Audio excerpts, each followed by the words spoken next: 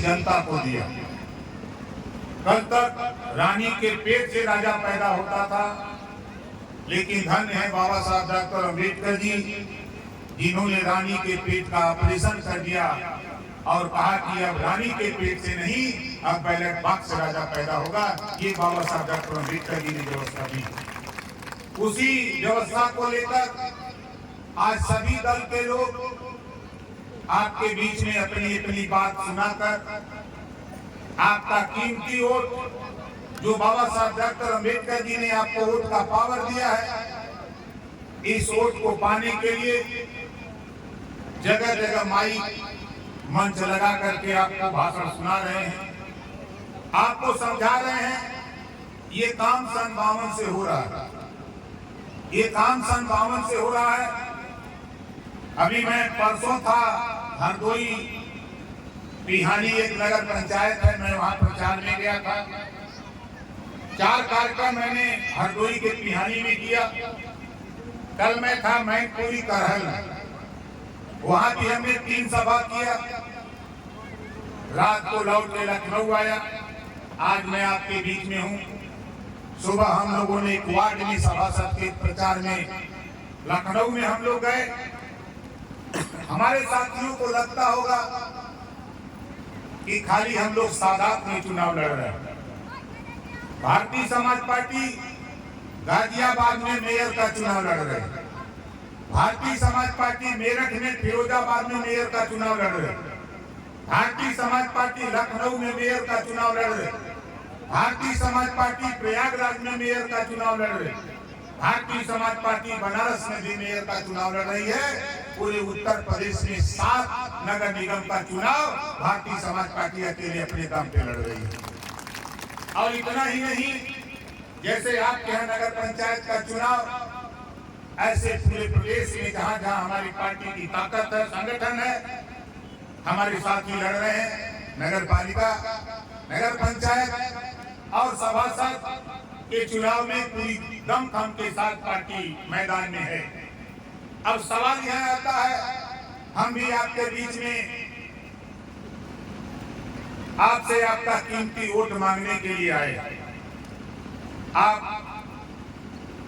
मुझे वो याद है, छोटेलाल राजभर यहीं कहीं होंगे, जोरदार ताली बजा के स्वागत करिए। हमारे कुछ साथियों को याद होगा, जब मैं बनारस से चला तो इसी सादात में मीटिंग किया।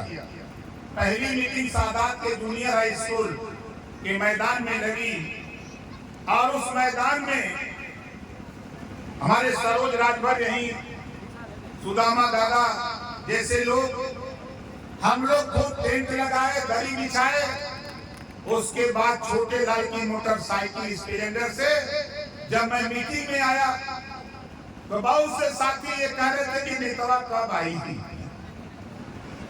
हम तो वहीं बैठे थे, लेकिन लोगों को लग रहा था कि बहुत भौकाल नेता के पास होगा, गाड़ी से आएगा, लेकिन हम तो भाई मोटरसाइकिल से पहुंच गए।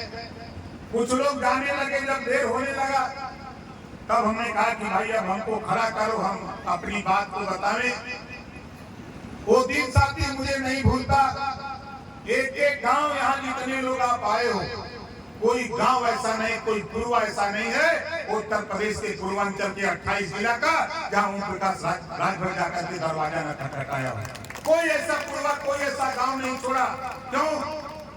इस नाते कि मैंने देखा, जब देश की हालत को पढ़ा, गौतम बुद्ध जी के विचारों को पढ़ा, महात्मा ज्योतिबा फूले, सावित्रीबाई फूले के विचारों को पढ़ा, छत्रपति साहू जी महाराज के विचारों को पढ़ा, महाराजा सुहेलदेव राजभर जी के विचारों को पढ़ा, बाबा साहब डॉक्टर अम्बेडकर जी के विचारों को पढ़ा और मान्यवर कांशीराम जी के साथ काम करने का मौका मिला। और 14 साल में मान्यवर कांशीराम जी के साथ काम किया और अनुभव हुआ। अनुभव होने के बाद हमने भी मन बनाया कि जब इस देश में संविधान एक है, पावर बाबा साहब ने दिया है हमको, आपको अपनी बिगड़ी बनाने के लिए ये वोट का पावर दिया है। इस वोट के पावर को समझाकर हम उत्तर प्रदेश की दिशा और दशा को बदलने की तैयारी करूंगा। हमने मन बना करके काम को शुरू किया और आज मुझे खुशी होती है अभी आपने 22 का ही चुनाव देखा। हमारे पत्रकार भाई हैं, अगर टेलीविजन पर सबसे ज्यादा अगर 2022 के चुनाव में अगर किसी पार्टी का प्रचार सबसे ज्यादा चर्चा अगर रही तो वो भारतीय समाज पार्टी ओम प्रकाश राजभर की रही। और आज सोच लो साथी, मोटरसाइकिल से चलकर हमने कभी ये नहीं सोचा कि मुझे हवाई जहाज मिले। ऑटो रिक्शा से चल के, बस से चल के, ट्रेन से चल के, ये हमारे सुदामा दादाजी बैठे हैं। हम लोग जब मऊ रेलवे स्टेशन पर उतरते थे, लगेज पर सोते थे, 2 आदमी जागते थे, 2 आदमी सोते थे कि कहीं कोई चोर हम लोगों का झोला झपटा लेके भाग न जाए। वो दिन भी हम लोगों ने झेला है साथी। और ये दिनेश राजभर नहीं है आपके बिहार के, इनके यहाँ इनकी गाड़ी से हम लोगों ने गाजीपुर के, चाहे जमानिया का इलाका हो, चाहे आपके गाजीपुर के तमाम इलाकों में हम लोग जाते थे तो इनकी गाड़ी रहती थी, इन्हीं का तेल रहता था, खाते इन्हीं क्या रहते थे। लेकिन लड़ाई समाज की लड़ते थे, लड़ाई हम लोग समाज की लड़ते थे। आज ओम प्रकाश राजभर ने वो ताकत पैदा किया कि देश की भी सरकार 24 में बनने को है, देश की निगाह ओम प्रकाश राजभर की तरफ और भारतीय समाज पार्टी की तरफ आ गई है। बोलो सही कह रहा हूँ कि गलत कह रहा हूँ? वकील साहब आपको वकालत करते हैं, बढ़िया अनुभव आपको है, वो स्थिति पैदा किया हूँ। इस नाते आपसे भी कहना चाहता हूँ कि हमारे साथी यहाँ हैं, चुनाव लड़ रहे हैं भाई, हमारे हेमराज सोनकर जी मंच पे आ जाइए, शमीम अंसारी जी, मोहम्मद आजाद जी, मोहम्मद अली जी, दिनेश सोनकर, उनकी पत्नी है श्रीमती नैना सोनकर जी, सविता राजभर जी, श्रीमती सविता राजभर जी, अंकित राजभर और इरफान अहमद जी लाइन से खड़ा हो जाइए और गोपाल दास वर्मा जी हमारे पास आ जाइए।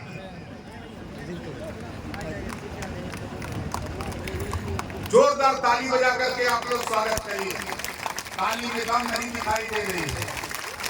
आप देखिए, हम आपसे वोट मांग रहे हैं। हमारी बात अगर सही होगी तो वोट देना साथियों, मेरी बात अगर सही हो तब तो वोट देना, मेरी बात गलत हो तो वोट मत देना। चैलेंज करता हूं, राष्ट्रपिता महात्मा गांधी जी, राष्ट्रपिता महात्मा गांधी जी जब ये देश अंग्रेजों से गुलाम था तो बताओ गांधी जी ने क्या उठाया था? गांधी जी के हाथ में क्या थी? जोर से बोलो, खड़ी। और हमारे नेताओं के हाथ में क्या है? समझ में आ रहा है ना? हमारे नेता के हाथ में क्या है? छड़ी। और सबका खटिया हो जाए। अब देख लो, हम नहीं कुछ कहते, लेकिन बाबा साहब डॉक्टर अंबेडकर जी ने संविधान लिखा। देश एक है, संविधान एक है, प्रधानमंत्री एक, राष्ट्रपति एक। अब देश में 2 तरह की शिक्षा नीति। तेलंगाना एक भारत का एक प्रदेश है, 4 करोड़ आबादी, और 1972 से लेकर 2023 तक 500 केजी से लेकर पीजी तक। जो पढ़े लिखे साथी हैं वो तो समझते होंगे कि केजी से लेकर पीजी तक क्या होता है। जो नहीं पढ़ा लिखा वो नहीं समझेगा, उसको मैं समझा भी देता हूँ। तेलंगाना सरकार 2 लाख हर साल गरीब, कमजोर, जाति धर्म नहीं, अगर वो गरीब है, कमजोर है, बच्चा बेटा बेटी पढ़ नहीं पाता तो 2 लाख बच्चों को हर साल तेलंगाना सरकार निःशुल्क शिक्षा, छात्रावास निःशुल्क, भोजन निःशुल्क देकर 2 लाख बच्चों को डॉक्टर, मास्टर, इंजीनियर, कलेक्टर बनाने की शिक्षा तेलंगाना सरकार फ्री में दे रही है। तेलंगाना सरकार फ्री में दे रही है। तो बताओ, 25 करोड़ आबादी उत्तर प्रदेश की है, अगर तेलंगाना में ये व्यवस्था लागू है तो क्या उत्तर प्रदेश में यहाँ के गरीबों के बच्चों को निःशुल्क शिक्षा की व्यवस्था कराने के लिए भारतीय समाज पार्टी चुनावी जंग मैदान में घूमती रहती है? आप बताओ, एक समान शिक्षा, जो पढ़ाई, जो पाठ्यक्रम, अमीर के बेटा वो पढ़ेगा कैसे कंप्यूटर कॉन्वेंट में, गरीब का बेटा सरकारी स्कूल में कैसे कबूतर कौआ। इसी व्यवस्था के खिलाफ तो हम हैं। हम तो चाहते हैं कि इस प्रदेश में कापी किताब फिर दवाई भोजन वजीफा कपड़ा जूता मोजा टाई बैग साइकिल फ्री दिलाकर बिना पैसा में पढ़ाने का कानून हम देश में बनाने के लिए बाबा साहब डॉक्टर अम्बेडकर के सपनों को साकार करने के लिए ओम प्रकाश राजभर आपके बीच में घूम रहा है।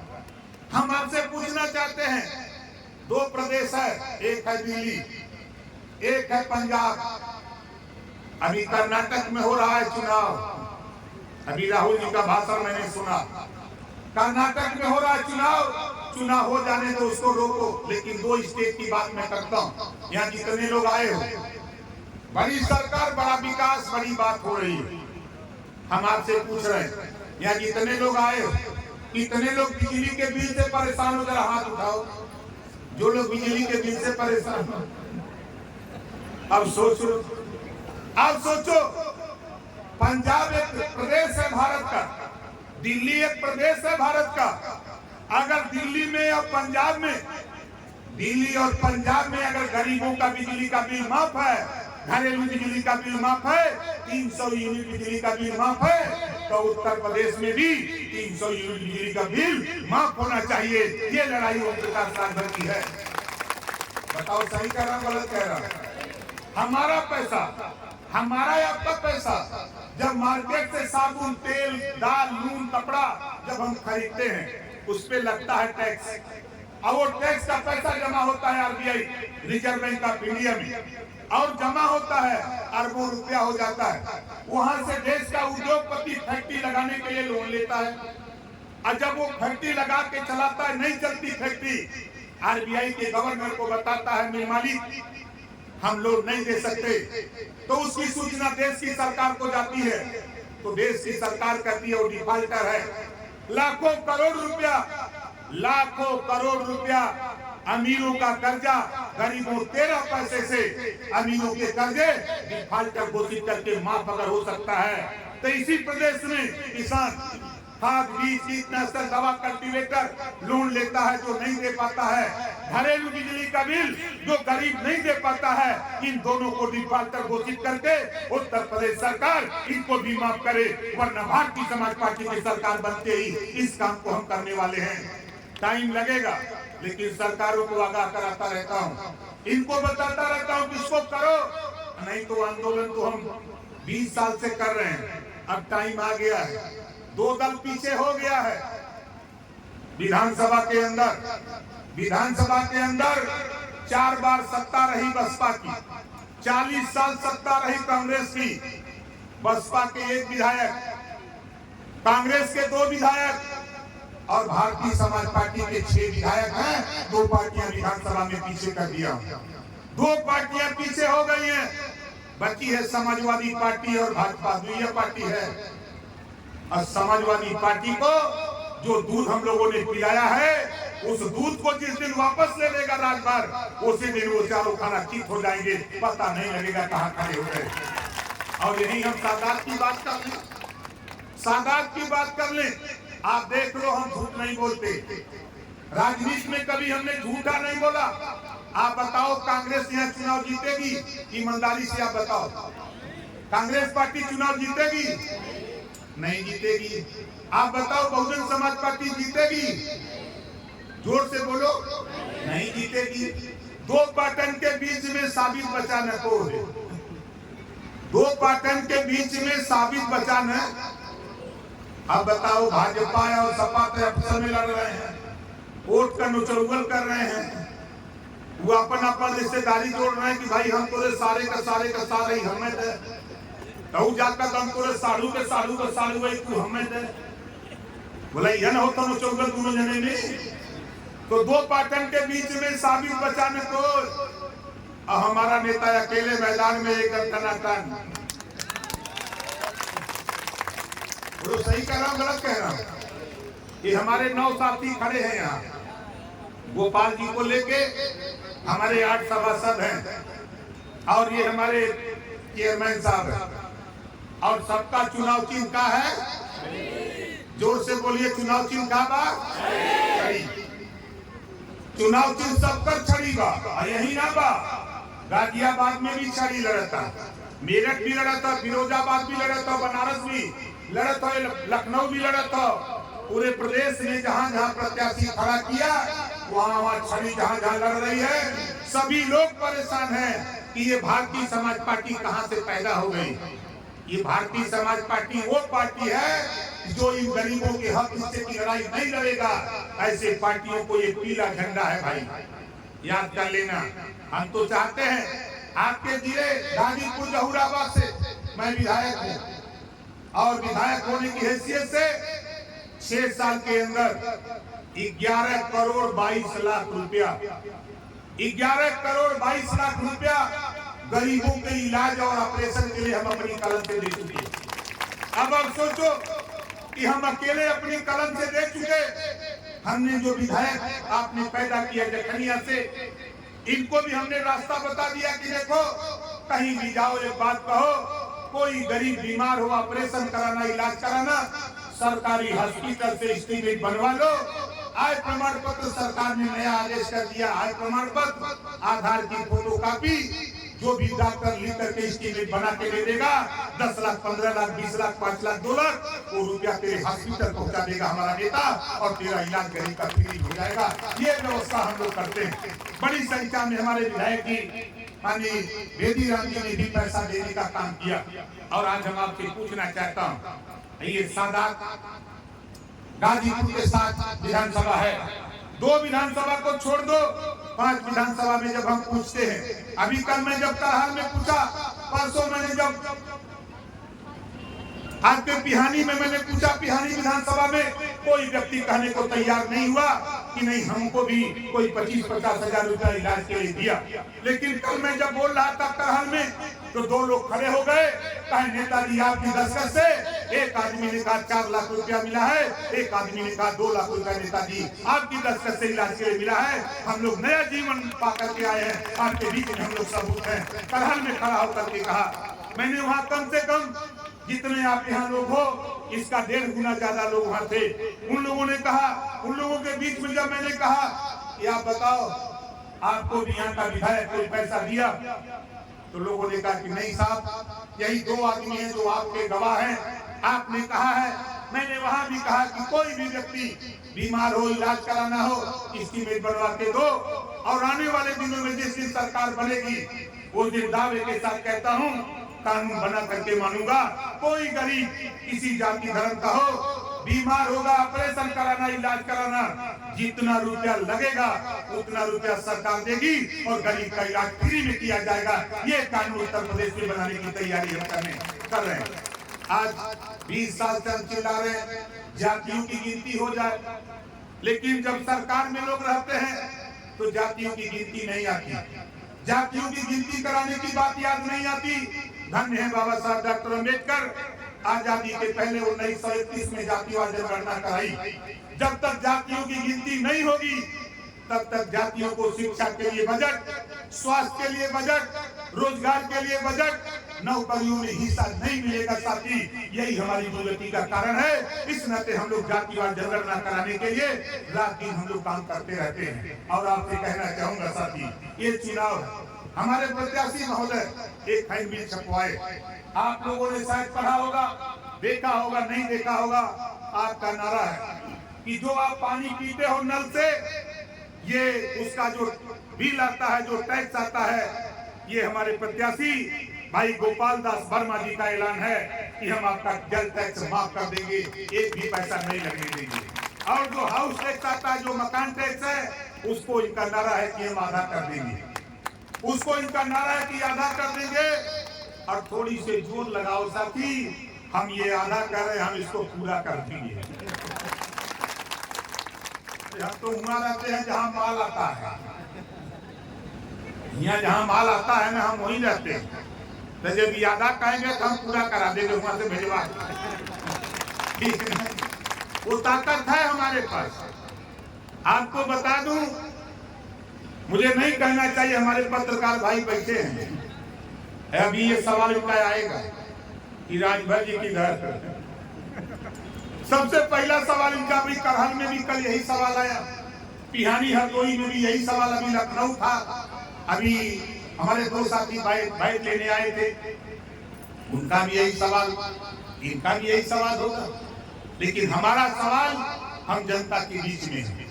हम जनता के बीच में उनकी लड़ाई, रोटी, कपड़ा, मकान, शिक्षा, दवाई जब इनको दिला दूंगा तब उसके बाद इनको सेंसेक्स, विदेश नीति, कृषि नीति, उद्योग नीति तब इनको समझ में आएगी। अभी इनको रोटी, कपड़ा, मकान, शिक्षा, दवाई की जरूरत है। इसी बात को लेकर के आज जो चुनाव हो रहा है, धन्य है बाबा साहब डॉक्टर अम्बेडकर जी। इन्होंने कहा है जब जो व्यक्ति 5 साल में आपके हित का काम न करे उसको हटा करके नया चयन कर लो, तेरा काम करेगा। अगर फिर 5 साल वो काम नहीं करता है तो फिर उसको बदलते रहो। इस नाते बाबा साहब डॉक्टर अम्बेडकर ने आपको वोट का पावर दिया। इस वोट के पावर को आप समझो।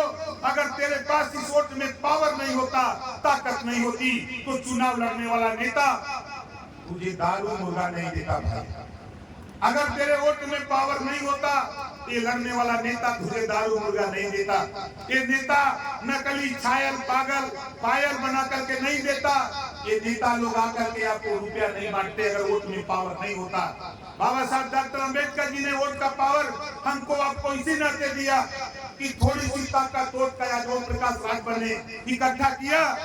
और राजभर भाइयों में आपसे पूछना चाहता हूँ, आपने सन 52 से वोट देते रहे, लेकिन 2002 से जब हम आपके बीच में आए, आपने ओम प्रकाश राजभर के साथ कंधे से कंधा मिलाया। आज राष्ट्रीय चैनल का चैनल हो, चाहे प्रिंट मीडिया हो, चाहे मैगजीन हो, चाहे सोशल मीडिया हो, जब तक राजभर जी को लोग याद नहीं कर लेते हैं तब तक मीडिया में खबर अच्छी नहीं बन पाती है। ये देश में संदेश चला गया, ये देश में संदेश चला गया। और जो सम्मान पार्टी बनने के बाद आपको मिलने लगा, आप याद कर लो, आपने बहुत विधायक पैदा किया था, मंत्री बनाया, स्पीकर बनाया, लेकिन पार्टी के बदौलत जो सम्मान मिल रहा है वो कोई माई का लाल विधायक, सांसद, मंत्री बनते भी नहीं मिला पाया था। इस नाते पार्टी की इज्जत का सवाल है, पार्टी के सम्मान का सवाल है। ये गोपाल जी का सवाल नहीं, ये पार्टी के झंडे का सवाल है, पार्टी के चुनाव चिन्ह का सवाल है। पार्टी जीतेगी, महाराजा सुहेलदेव जी के सपनों का साकार होगा। मुझे याद है देश के प्रधानमंत्री इसी गाजीपुर में आए थे। आप आए थे प्रधानमंत्री जी अयोध्या भगवान राम के मंदिर के शिलान्यास के समय। उन्होंने कहा था जब तक महाराजा सुहेलदेव जी के सपनों का भारत, उनके विचारों का भारत नहीं होगा तब तक भारत तरक्की नहीं कर सकता है। देश के प्रधानमंत्री को बोलना पड़ा, ये भारतीय समाज पार्टी की देन। आपके गाजीपुर में अगर सुहेलदेव ट्रेन चली, डाक टिकट जारी हुआ सुहेलदेव जी के नाम पर, अगर बहराइच में महाराजा सुहेलदेव जी की प्रतिमा लग रही है, तो ये समझ लो कि ये भारतीय समाज पार्टी की देन है। आज अगर सपा के लोग, बसपा के लोग, कांग्रेस के लोग अगर जय सुहेलदेव बोल रहे हैं, तो ये समझ लेना ये भारतीय समाज पार्टी की देन है, ये भारतीय समाज पार्टी की देन है। और घबराओ नहीं साथी, अब तो मैं वहां पहुंच गया हूँ।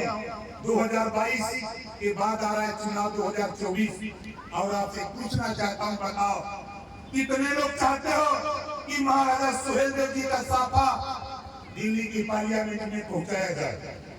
चाहते हो तो सादात जीतो। देखो हम कल रहेंगे लाल और मदन, नहीं कल तो रहूंगा बक्सर। बिहार में कार्यक्रम भी हम लगा रहे हैं, लगभग 38 जिले में 26 जिले ठीक कर लिया हूँ। उसके बाद मैं रहूंगा लाल, पहली तारीख को लाल और मदनपुरा, दोनों सीट हमारी 1 नंबर की है। जैसे यहाँ सादात के विषय में मैं लखनऊ आया ऑफिस पे 9 बजे आया। 2 हमारे नेता, नाम नहीं बताऊंगा पार्टी का, 2 नेता आए, एक विधायक और एक पूर्व मंत्री।